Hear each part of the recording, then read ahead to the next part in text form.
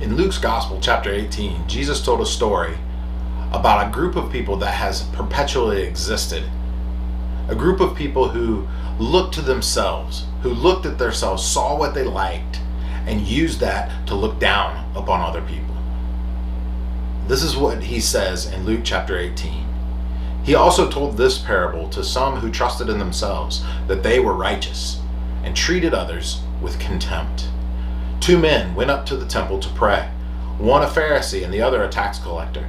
The Pharisee, standing by himself, prayed thus: God, I thank you that I am not like other men, extortioners, unjust, adulterers, or even like this tax collector.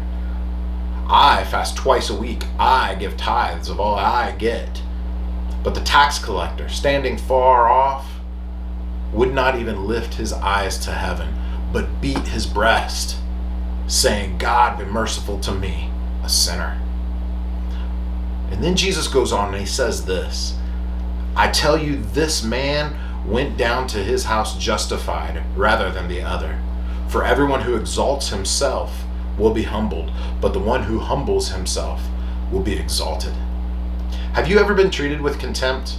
Have you ever been treated like you don't belong, like you don't have it all together, like you're not good enough, or there's something wrong with you? Have you ever been treated like you don't belong? When someone has something that we don't have, and we call that jealousy, if it bothers us. But what contempt is when I look to myself and I see something that I like, and then I see another person who's not like that, who doesn't have that part of me that they should, in my opinion, and I look down upon them. That's what contempt is. And there will always be people in our world who will treat others with contempt. People use their wealth, their race, even their religion to look down upon others, to treat other people with contempt. It doesn't even have to be a significant thing. It can be the neighborhood you live in, the sports team you follow, or even the clothes you wear. When I was in 5th grade, I had some classmates that treated me terribly simply because of the shoes I wore. We don't need anything significant to treat others with contempt. It just wells up within our lives. We use it as a way to make ourselves feel better. And we see this displayed in the story Jesus tells. Sadly, though, there's a perception that Christians are this way, that people who say they know and follow Jesus treat people this way. It's a common perception that people have of church-going folks like me and probably you. People who know and follow Jesus, looking down upon others. It doesn't make sense when you consider who Jesus is, what he taught, and what he has for us. But look at the story that Jesus tells. The Pharisee refers to himself 5 times in 2 verses. 5 times. All he can think about. He's consumed with thoughts about himself.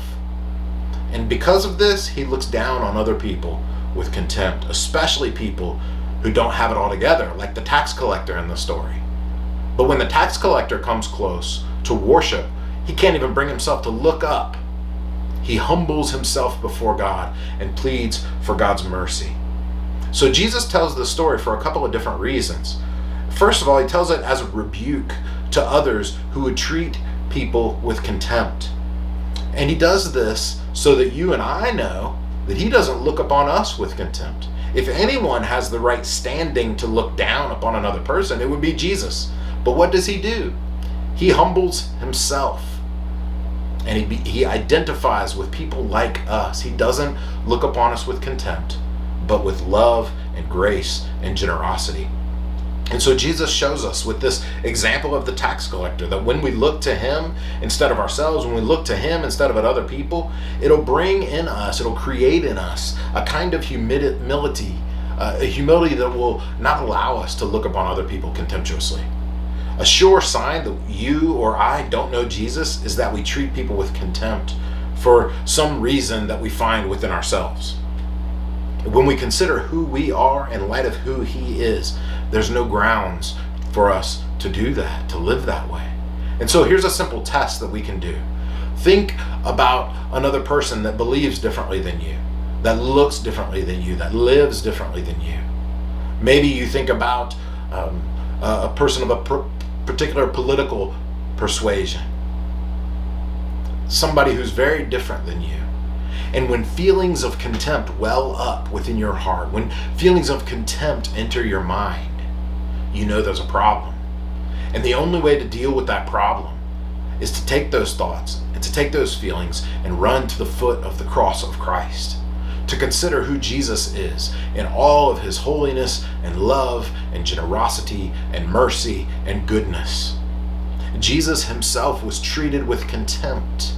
People looked down on him for some of the reasons that you and I might look down on other people.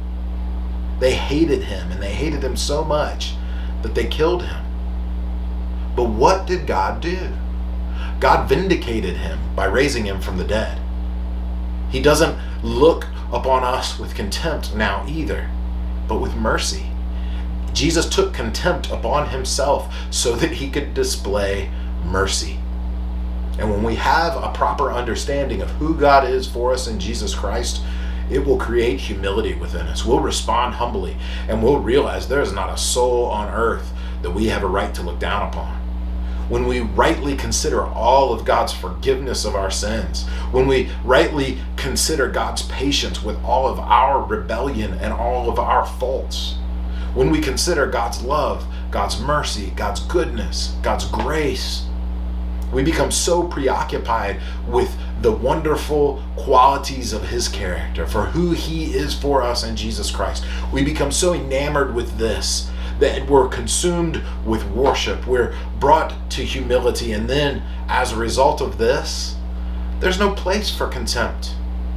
There's no room for contempt when we're filled with worship. There's no place for contempt when we understand God's grace, when we understand God's mercy to us in Jesus Christ. And we know at this story, at the right time, God will exalt people in his own way. Those who have humbled themselves, God says he will exalt.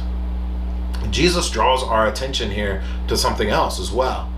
Anyone who would look down on us for certain things we can't do, things we can do, things that we believe, a way we live perhaps, people that would look down upon us, we read here in verse 14 that God will sort it out.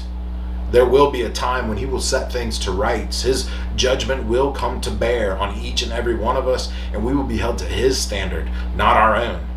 Looking into ourselves won't be enough, because God will bring his judgment to bear upon us. This is why this tax collector in this story humbles himself. He knows of all the good that he could muster, it's not going to be good enough.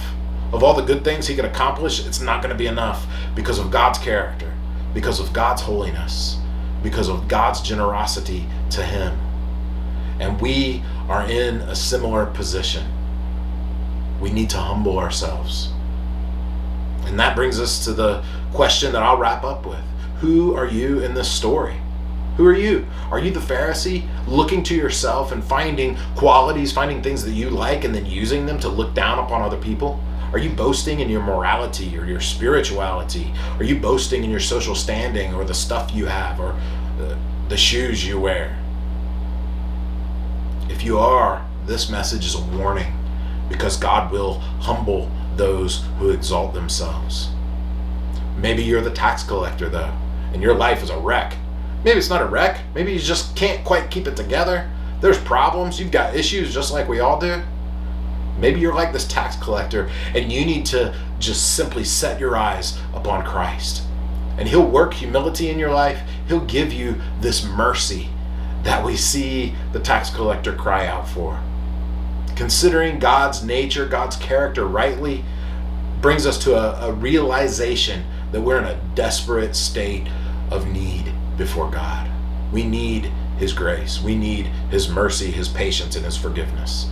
And so it's a great source of joy to us then that Jesus accepts us as we are, and he looks on us with love and not contempt. He submitted and endured the cross. He took on contempt to identify with us so that we might identify with him. And just as God vindicated him by raising him from the dead, when we humble ourselves before God, we cling to this promise that Jesus and his righteousness is enough for us. that we will be saved because of him, and that God will raise us from the dead because of him, and we will live with him forever and ever. The good news of the gospel is that when we realize our great and desperate need for God's mercy, Jesus assures us that we have it, that we own it in him. Our need for God's mercy is great, and Jesus is great enough to meet that need. This is the good news of the gospel of Jesus Christ. I want to leave you with one final passage from the book of Hebrews, verse 16. Chapter 4, verse 16. It says this: "Let us then with confidence draw near to the throne of grace, that we may receive mercy and find grace to help in our time of need."